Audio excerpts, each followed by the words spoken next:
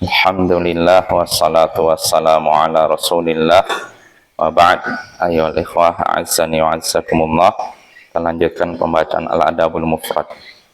Berkata Imam Al-Bukhari rahimahullah, babu yanmi khairan bainan nas. Bab menukil kebaikan antara manusia. Bab menukil kebaikan antara manusia, maksudnya menyampaikan kebaikan di antara manusia. Haddatsana, berkata Imam Al-Bukhari, haddatsana Abdullah ibn Salih qal haddatsani Al-Laits qal haddatsani Yunus an ibn Shihab qal akhbarani Humaid ibn Abdurrahman anna ummahu Umma Kulthum ibnat Uqbah bin Abi Mu'ayth akhbarathu annaha sami'at Rasulullah sallallahu alaihi wasallam yaqul laysal kadzdzabu alladhi yuslihu bainan nas fayaqulu khairan aw yunmi khaira. Qalat walam asma'hu yurakhis fi syai'in mimma yaqulun nas minal kadhib illa fi thalath: al-islahi bainan nas wa hadithi rajuli imra'atah wa hadithil mar'ati zaujaha. Telah menceritakan pada kami Abdullah bin Saleh, ia berkata telah menceritakan kepadaku Al-Laits, ia berkata telah menceritakan kepadaku Yunus dari Ibnu Syihab, ia berkata telah mengabarkan kepadaku Humaid bin Abdurrahman bahwasanya ibunya yaitu Ummu Kulthum putri Uqbah bin Abi Mu'ayth mengabarkan kepadanya bahwasanya ia mendengar Rasulullah sallallahu alaihi wasallam bersabda, bukanlah pendusta orang yang mendamaikan antara manusia, memperbaiki antara manusia, ia berkata baik atau menukilkan kebaikan atau menyampaikan kebaikan atau membuat kebaikan. Bukanlah pendusta orang yang mengadakan perbaikan di antara manusia, ia mengatakan kebaikan atau menimbulkan kebaikan. Dan Ummu Kulthum kembali berkata, dan aku tidak mendengar Nabi memberikan keringanan dalam hal dusta yang diucapkan oleh manusia kecuali dalam 3 hal: memperbaiki, mendamaikan di antara manusia, ucapan seorang pria kepada istrinya, dan ucapan wanita kepada suaminya. Nah, ini ayol ikhwah hadisnya dari Ummu Kulthum, putranya Uqbah bin Abi Mu'ayth. Dia putrinya orang yang pernah mencekik Nabi di depan Ka'bah, Uqbah bin Abi Mu'ayth.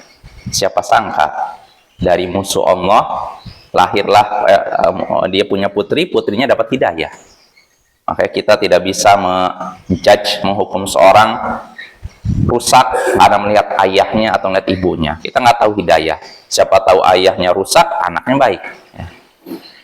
Nah, ini Ummu Kulthum menceritakan bahwasanya ia mendengar Rasulullah SAW bersabda, bukanlah pendusta orang yang mendamaikan antara manusia, mengadakan perbaikan di antara manusia sehingga dia mengucapkan kebaikan atau menimbulkan kebaikan.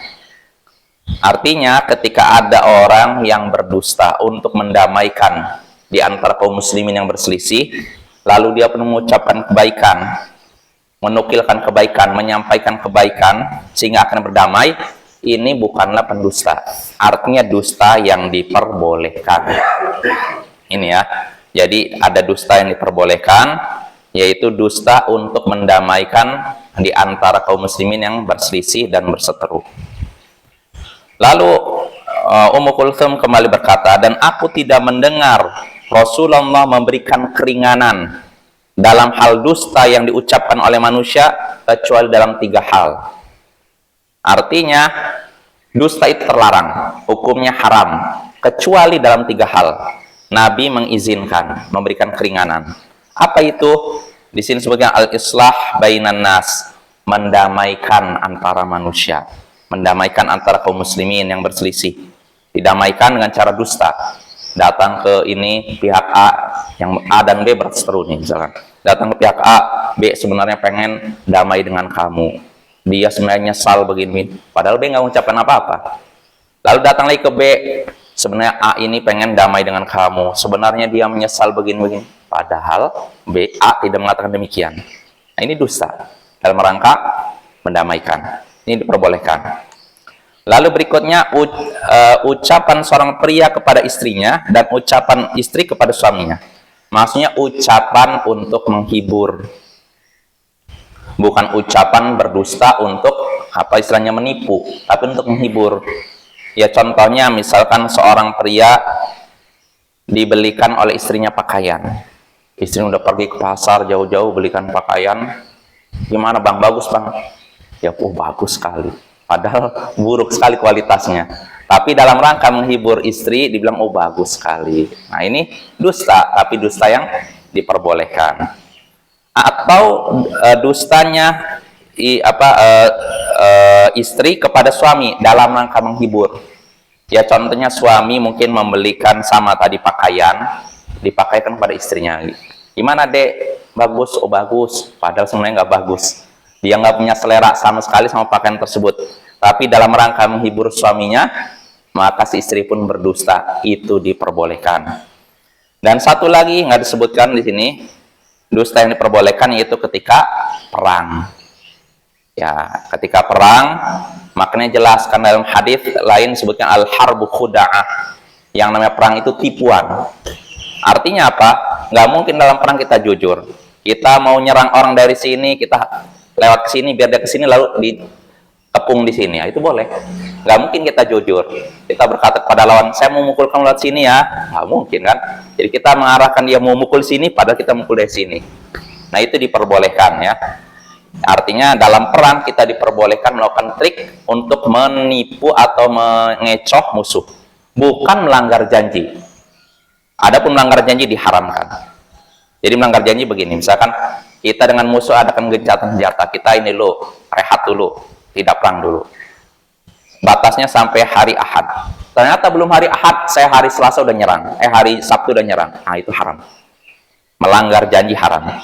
Adapun dalam perang kita mengecoh musuh, mau nyerang musuh dari arah kanan pada dari arah kiri, itu diperbolehkan. Dan itulah hakikat perang. Karena nggak ada perang yang jujur, Bapak ya. Perang itu mesti kita seorang berusaha menjatuhkan musuh dengan cara yang mengecoh musuh sehingga musuh kalah. Nah ini maksudnya ya, maksud tadi perang adalah tipuan. Nah insya Allah jelas makna hadis ini.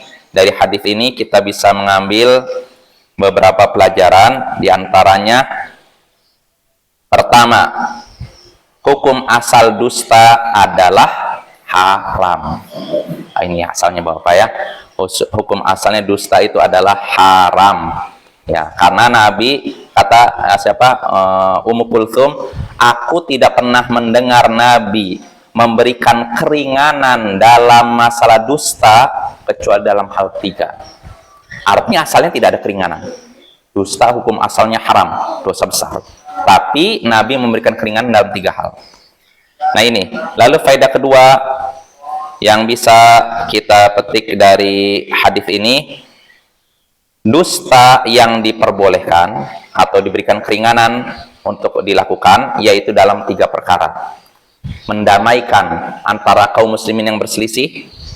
Kedua, dustanya suami atau istri kepada pasangannya dalam rangka menghibur. Lalu ketiga, dalam keadaan perang. Nah ini Bapak ya.